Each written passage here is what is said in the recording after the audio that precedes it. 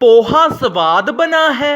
परवेज को किसी डॉक्टर ने बता दिया कि हर रोज ही पोहा ही खाना है, पर परवेज तो घर में अकेला ही था।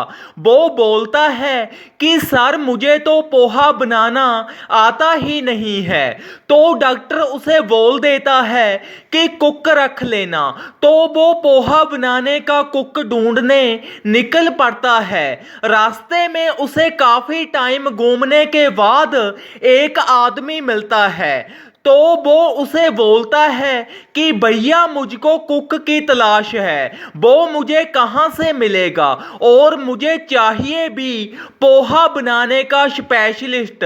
तो वो आदमी कंफ्यूज हो जाता है कि स्पेशलिस्ट ही चाहिए तो भैया ही रख ले, उससे अच्छा पोहा तुम्हें कोई भी बनाकर नहीं देगा। तो वो भैया ढूंढने लगता है कि मुझे पोहा बनाने वाला कोई भैया चाहिए।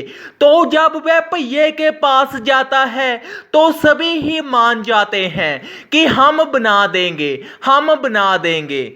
ऐसे ऐसे सभी ही एकदम बोलने लग जाते हैं। तो वह बोलता है कि मुझको तो एक भैया ही चाहिए। तो एक उसके सामने आ जाता है। परवेज उसे बोलता है कि हर रोज एक पैकेट ही पोहा बनाना है मेरे लिए, और हर रोज 4 टाइम आकर तुम्हें बनाना पड़ेगा। तो भैया भी सोचता है कि अमीर लग रहा है, उसे क्या पता होता है कि अमीर नहीं वक्त का मारा हुआ है। तो भैया बोलता है कि मैं तैयार हूं, मेरी तो सारी दिहाड़ी ही चले जाएगी, ना ही मैं कोई और काम कर सकता हूं, पर मैं सारा दिन ही तेरे पास ही रहूंगा। मुझे जाकर क्या करना है, जब आना तो 4 बार है, सीधा सीधा बोलो, भाई दिहाड़ी ही लगेगी। तो वो बोलता है कि तुम रह लेना जहां ही मेरे पास ही। तो भैया बोलता है कि हर रोज के 400 लगेंगे। तो वह मान जाता है और भैया पहले दिन आ जाता है। उसने पोहे का थैला ही घर पर मंगाकर रख लिया होता है, क्योंकि खाना तो रोज ही होता है। तो वह एक पैकेट उसको थैले से निकालकर दे देता है। भैये को भी पता लग जाता है कि जहां थैला पड़ा है। वो सोचता है कि इसने तो एक पैकेट दिया है, मुझको तो इसने पूछा तक नहीं है। तो वो एक पैकेट बनाकर उसके आगे कर देता है। वो खा लेता है और आराम करने लग जाता है। पहिए को भूख बहुत ही लग जाती है, क्योंकि सभी ही पहियों के टिड्ड नहीं कुआ होता है। तो वह चुपके से थैला खोलता है और 6 पैकेट पोहे के निकाल लेता है और बनाकर आराम से खाता है।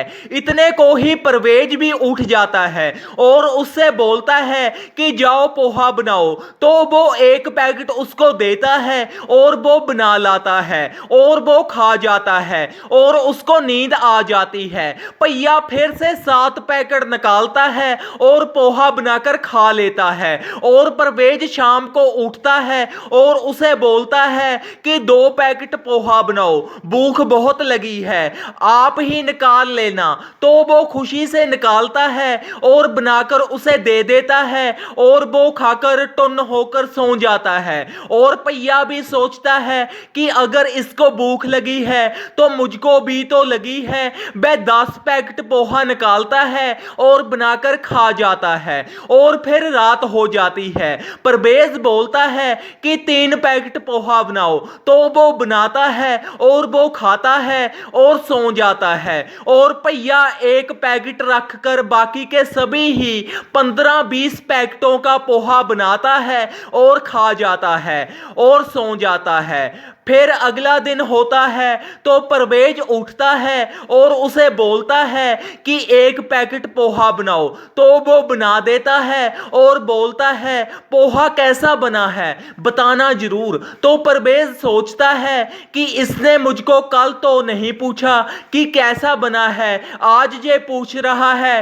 तो वह बोलता है अच्छा बना है। तो भैया बोलता है कि पोहा खत्म हो गया है, अभी ही जाओ और थैला उठा लो।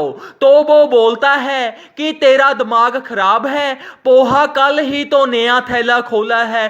तो भैया बोलता है कि मैंने क्या खाया, ये तो तूने पूछा ही नहीं, मैंने भी तो 40 से अधिक पैकेट पोहा ही खाया। अगर तुमको भूख लगती है तो मुझको भी तो लगती है।